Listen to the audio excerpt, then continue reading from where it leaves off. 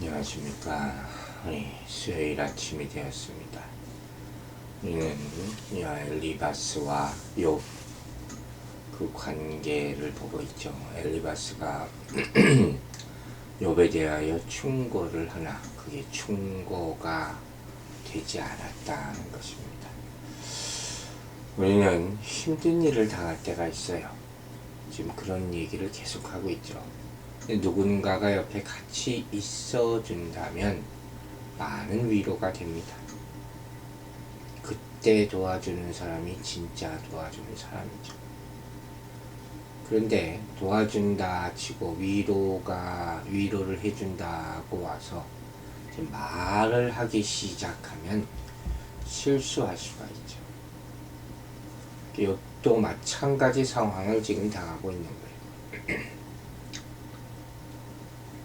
우리가 반대로 생각해 봅시다. 누군가를 위로하러 갔을 때 병문안을 가거나 그리고 옆에 있다가 무슨 말로 좀 해주고 싶을 때 어떻게 하면 정말 위로가 될까요?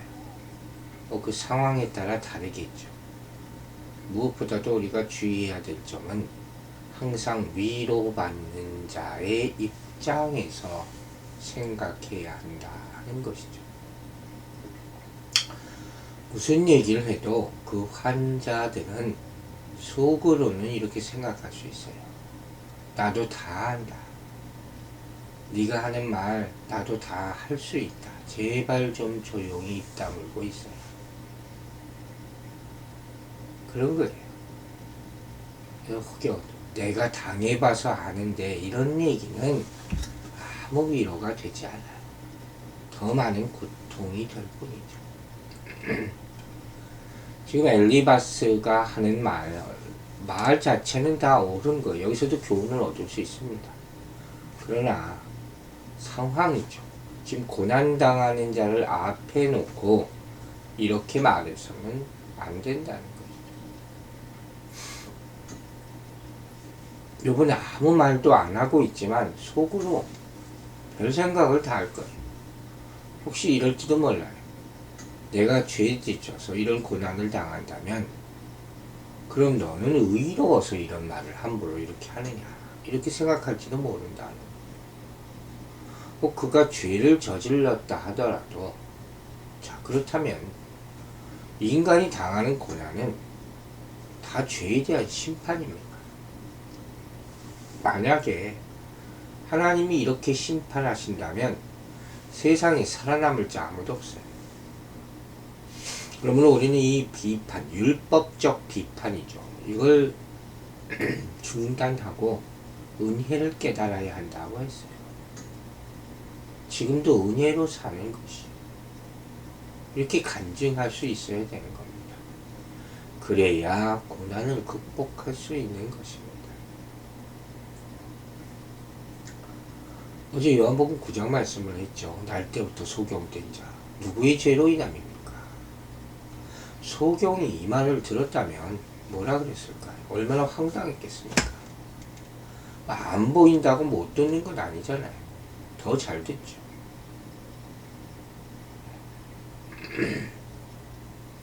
아마 이 소경은 이런 말을 많이 들어왔을 거예요. 참으로 고통스러웠겠죠. 예수님이 뭐라 그랬어요? 하나님의 영광을 나타내기 위함이라. 이게 진리라는 거예요. 12절 내용을 좀 보겠습니다. 어떤 말씀이 내게 가만히 이루고 그 가느다라는 소리가 내 귀에 들렸나니. 욥기 4장 12절이 엘리바스는 계속해서 보상교리라는 이론적인 무기만으로는 안 되겠다 싶어서 일종의 환상과 계시를 자신의 논리에 끌어들이고 있는 그런 모습이에요. 이 구절에서 그는 어떤 말씀이 자기에게 가만히 들렸다는 그 가능한 소리죠. 자기 귀에 들렸다. 소위 말하는 직통 계시를 받았다는 그 얘기예요. 이런 데 관심 있는 분들이 참 의외로 많습니다. 그래서 오늘 아침에는 좀 이거 생각해 보려고 해요. 먼저 그는 잠결에 어떤 소리를 들었다 이렇게 말합니다. 그러나 그 그가 가느다라는 소리로 들었다는 이 말은 그 정체가 불분명한 거예요. 사실 엘리바스가 지어낸 것일 수도 있고 또 거짓 영에 의해 주어진 것일 수도 있다는 그런 말이죠. 여러분, 하나님의 분명한 말씀을 포함하고 있는 예언자의 메시지와 엘리바스가 받았다고 주장하는 말, 이건 다른 거예요. 단순히 소리, 말뿐이었다는 거예요. 그럼 이런 음성이 들릴 때 하나님의 음성인지 아닌지 어떻게 분별할 수 있습니까? 몇 가지를 얘기합니다. 첫째, 대부분 하나님의 음성은 확실한 음성으로 들립니다. 잘 못 알아듣겠습니까? 그럼 무시하세요. 그리고 기도하세요. 하나님, 확실한 음성으로 들려주십시오. 다니엘서 예를 제가 자주 듭니다. 그가 아주 클리어한 환상을 본 것은 처음부터가 아니었어요. 점점 명확하게 보고 듣게 됩니다. 아직 영적 분별력이 없는 사람이 이 하나님의 음성이야 이렇게 단정지어서는 위험할 수가 있다 하는 것입니다. 두 번째, 말씀과 함께 받으시기 바랍니다. 모든 영적 경험이라는 것은 명확한 성경 말씀에 비추어서 해석되어야 하는 거예요. 말씀만이 선악과 진리를 분별하는 기준이고 판단의 유일한 원천이 되기 때문입니다. 저는 보통 계시받았다는 사람들이 오면 항상 물어봐요. 그 말씀 정확하게 기억합니까? 아니면 그냥 됐다 그래요. 보내요. 기억한다고 하면 또 물어봅니다. 지금 그대로 말할 수 있습니까? 없다고 하면 다시 받아서 적어가지고 오세요. 이렇게 또 보냅니다. 여러분, 하나님은 누구보다도 우리를 잘 아십니다. 어려움부터한 것 계시라고 주시지 않으십니다. 알만한 사람에게, 받을 만한 사람에게 받을 만큼 주십니다. 명심하시기 바랍니다. 세 번째, 그 계시받은 말씀의 내용도 중요해요. 지금 엘리바스가 뭐라고 합니까? 17절 보세요. 사람이 어찌 하나님보다 의롭겠느냐? 사람이 어찌 그 창조하신 이보다 깨끗하겠느냐? 하고 시작합니다. 자, 마귀들이 보통 하는 말이 있어요. 내가 죄 때문에 고난당한다. 절망하게 만든다는 거죠. 말 자체는 문제가 없어요. 어떤 결과를 만드냐. 그래서 어떻게 합니까? 절망해서 결국 하나님을 원망하게 만드는 일을 하는 것이에요. 왜 나에게만 이런 일이 생깁니까? 하나님과의 사이를 이간질하게 만드는. 이거 조심하세요. 하나님은 사랑의 말씀을 주십니다. 예수님은 비난과 정죄가 아니라 화평을 위해서 이 세상에 오셨음을 잊지 마시기 바랍니다. 그렇다면 16절, 17절에 나오는 그 영의 존재는 과연 누구일까? 만약 하나님이라면 하나님이 욥을 향하여 욥은 의롭지 않다라고 말하겠습니까? 하나님은 분명 서두에서 욥이 의롭다 말하셨어요. 여러분 기억하시죠? 그것도 여러 차례. 그럼 일이 말이 됩니까? 하나님은 한 입으로 두 말씀 안 하세요. 욥기 42장 7절에 결국 이렇게 증명합니다. 여호와께서 욥에게 이 말씀을 하신 후에 대만 사람 엘리바스에게 이르시되 내가 너와 이 두 친구에게 고하노니 이는 너희가 나를 가리켜 말한 것이 내 종 욥의 말같이 정당하지 못함이니라. 자, 이거 보세요. 잘못 말한 거예요. 하나님이 하셨습니다. 이거 함부로 절대로 말하지 마십시오. 그렇다면 이 영의 존재를 모르겠습니까? 하나님이 아니시라면 뻔하죠. 분명 사단이에요. 이렇게 사단은 하나님의 사람들을 실망시키고 그들의 신앙의 타락을 위해서 심지어 영적인 체험까지도 사용하는 것입니다. 여러분, 기도하면서 하나님의 음성을 듣는 것 같지만 그것이 자기 자아의 음성이고 심지어 사단의 음성일 수도 있다는 것을 잘 분별하세요.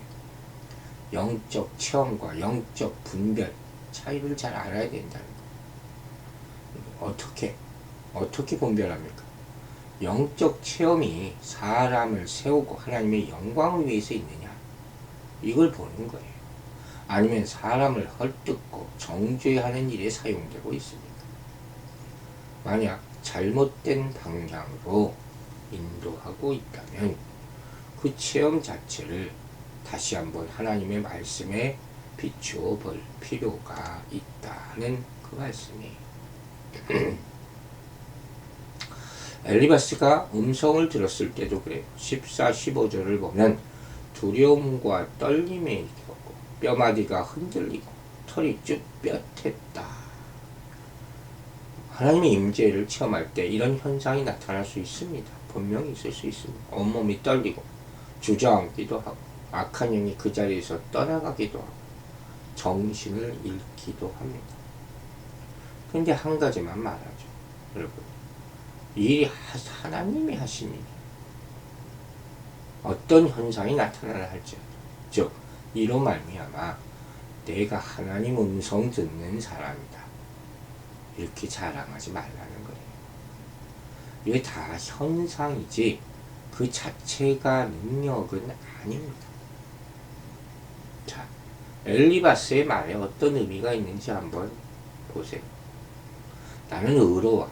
그렇기 때문에 이렇게 조용한 가운데 하나님의 음성을 들을 수 있는 것이야. 반면에 너는 죄인이기 때문에 이런 음성을 못 듣는 것이야, 라고 비교하는 거예요. 정죄하는 거예요. 그럼 요백에 어떤 생각이 들겠습니까? 왜 나에게는 하나님의 음성이 들리지 않을까? 가뜩이나 지금 하나님이 침묵하셔서 괴로워 죽겠네요.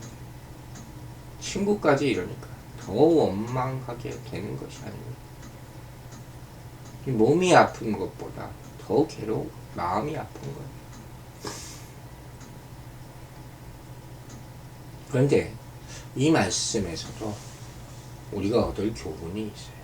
그렇다고 이런 말씀 괴롭다고 다 스킵해서는 안 된다는 거예요. 우리가 주의할 것이 하나 있어요. 여기서 이렇다고 당장 엘리바스를 그럼 정죄해 이러면 안 된다는 거예요. 그가 전하는 내용 자체는 인간이 하나님보다 의로울 수 없다, 맞는 말이에요. 왜? 인간의 의의는 상대적인 거거든요. 누구보다, 그죠? 하나님의 의의는 절대적이에요. 하나님 평가하신 거죠. 인간은 부분적으로 선하고 일시적으로 타당할 뿐이에요. 하나님은 완전하고 영원히 선하신 분이십니다. 맞습니까? 즉 상대라는 것은 절대 앞에서 그 한계와 약점이 드러나게 마련이죠. 상대적인 것은 기준이 될 수가 없는 거예요. 창조주가 피조물을 다스리시고 판단하시고 상을 주시기도 하고 벌을 내리기도 하시는 것이죠. 모든 피조물의 운명을 다스리는 것은 오로지 창조주 하나님이라는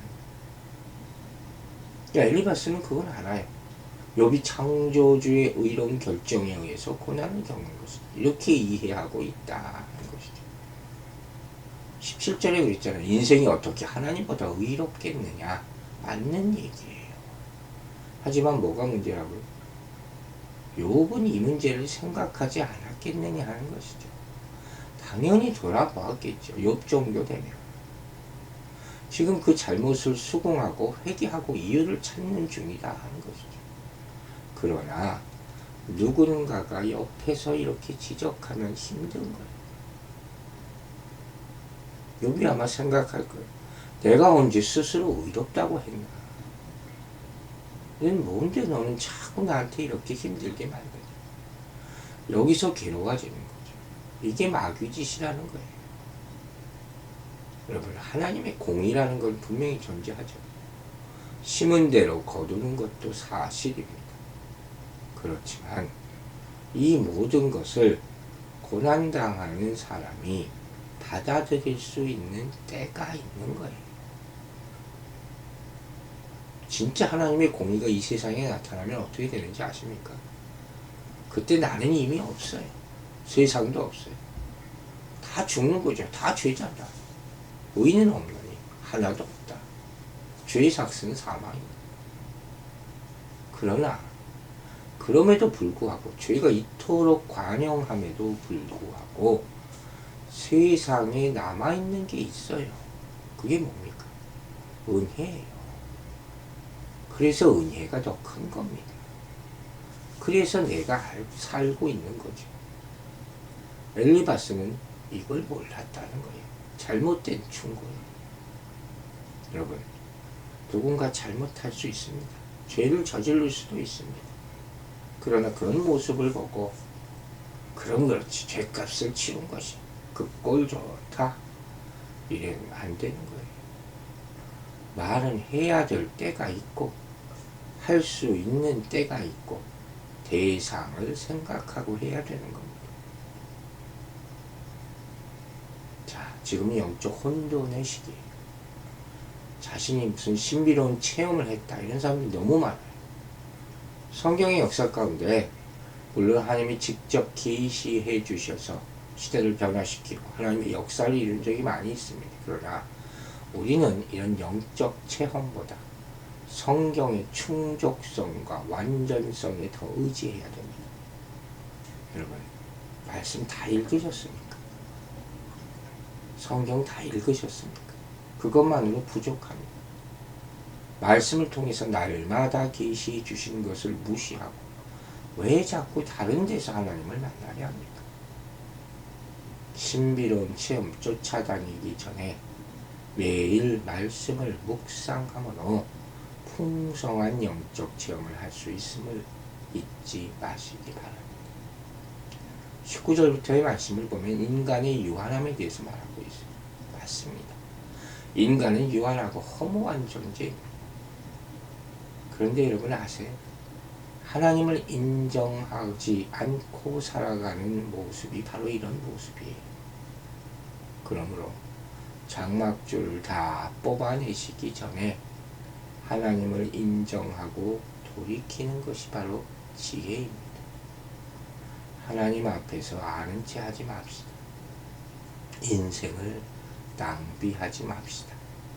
다시 말씀으로 돌아가서 그 빛의 능력을 다 체험하게 되기를, 선명한 하나님의 음성을 듣게 되기를 주의 이름으로 축원합니다. 기도하겠습니다. 아버지 하나님 감사합니다. 우리가 누군가를 죄를 대할 때 죄인 대하듯 하지 말게 하시고 우리 말을 항상 조심하게 하여 주시옵소서. 하나님을 만나기를 원할 때 다른 무엇보다도 하나님의 말씀을 통해서 만날 수 있으며 매일마다 말씀을 통해서 성령의 도우심을 받아 하나님의 선명한 음성, 확실한 구원의 음성을 듣게 도와주시옵소서. 사단 마귀가 항상 우리를 현혹하려 하오니 그런 모습에, 그런 유혹에 끌려가지 않게 하여 주시고 우리 자아의 소리를 막아주시고 사단의 유혹의 음성을 끊어주시고 오로지 하나님의 음성만 듣게 하여 주시옵소서. 성령님께서 오늘 하루도 눈동자와 같이 지켜주실 줄로 믿사오며 예수 그리스도의 이름으로 기도했습니다. 아멘.